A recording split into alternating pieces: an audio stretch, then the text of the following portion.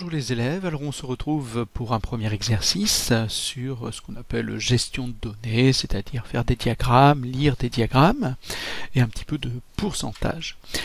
Alors, premier exercice ici, je vous laisse le traiter dans son intégralité, puis on se retrouve pour la correction. Attention toutefois, il est assez complexe à mon avis, donc passez un petit peu de temps à bien lire et réfléchir à ce qu'on vous demande. N'allez pas trop vite. Alors, première question, quel est le pourcentage d'élèves préférant la lecture? Alors, ça par contre est une question extrêmement simple. Nous connaissons le pourcentage d'élèves qui préfèrent le sport, l'informatique et la musique. Bien évidemment, la totalité des élèves, ça doit faire 100%. On a donc simplement une soustraction à réaliser. On va donc faire 100 moins, entre parenthèses, 40 plus 18 plus 32, ce qui fait 100 moins 90, et on obtient donc 10. On a donc un 10% des élèves qui préfèrent la lecture. Vous auriez pu écrire ici 100, moins 40, moins 18 et moins 32, sans mettre de parenthèse. On obtient alors 10% également.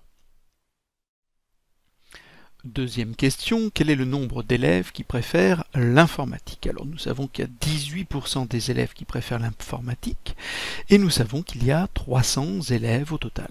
Alors je vais vous proposer deux méthodes, une extrêmement rapide que vous devez savoir faire, comment on calcule 18% d'une quantité.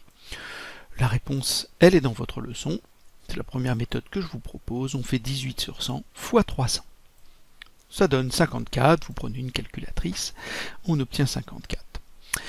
Deuxième méthode, on peut faire un tableau de proportionnalité, toujours avec les pourcentages. On va mettre le nombre total d'élèves dans une ligne, le nombre d'élèves qui préfèrent l'informatique dans la seconde. Je vais donc mettre, mais en haut je vais mettre le 300, puisqu'il y a 300 élèves. Je vais mettre 100 également, et 18 qui préfèrent l'informatique. On obtient donc ce tableau. Comment je calcule le coefficient? Je fais donc 18 divisé par 100, ce que j'ai écrit ici, ce qui fait 0,18. On va donc mettre notre multiplication par le coefficient ici.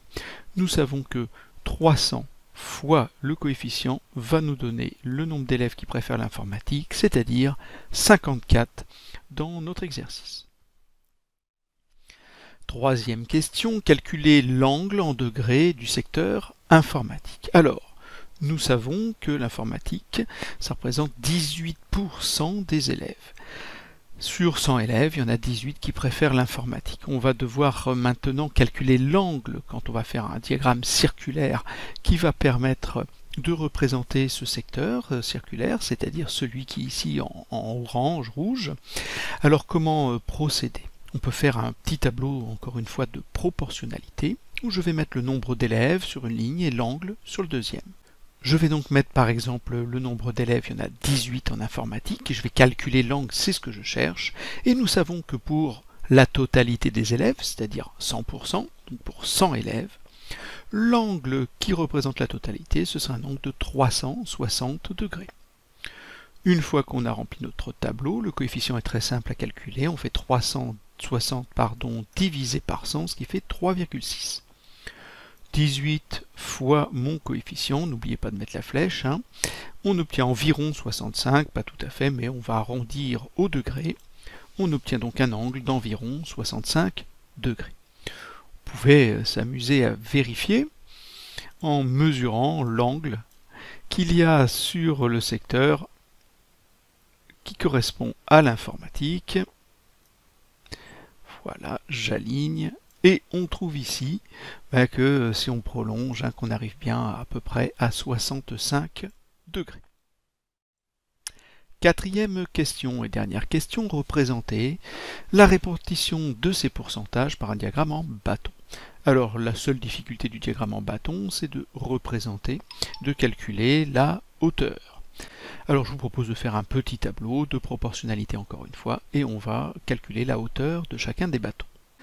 Dans ce tableau, je vous propose donc de mettre les activités, le pourcentage qu'on a obtenu pour chacun, donc on savait qu'il y a 40, et puis on avait calculé nos 10% pour la lecture, pardon.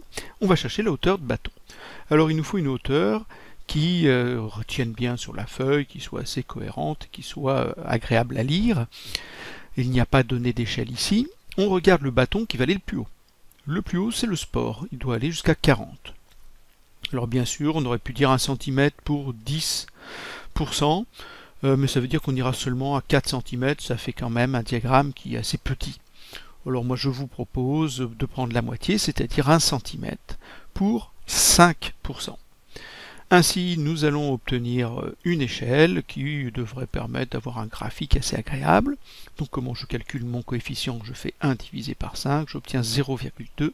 Et donc je vais multiplier par 0,2. 40 fois 0,2, ça fait 8 cm. Pour 18%, 3,6 cm, 6,4 cm et 2 cm. Ce qui nous donne cette représentation qui est là.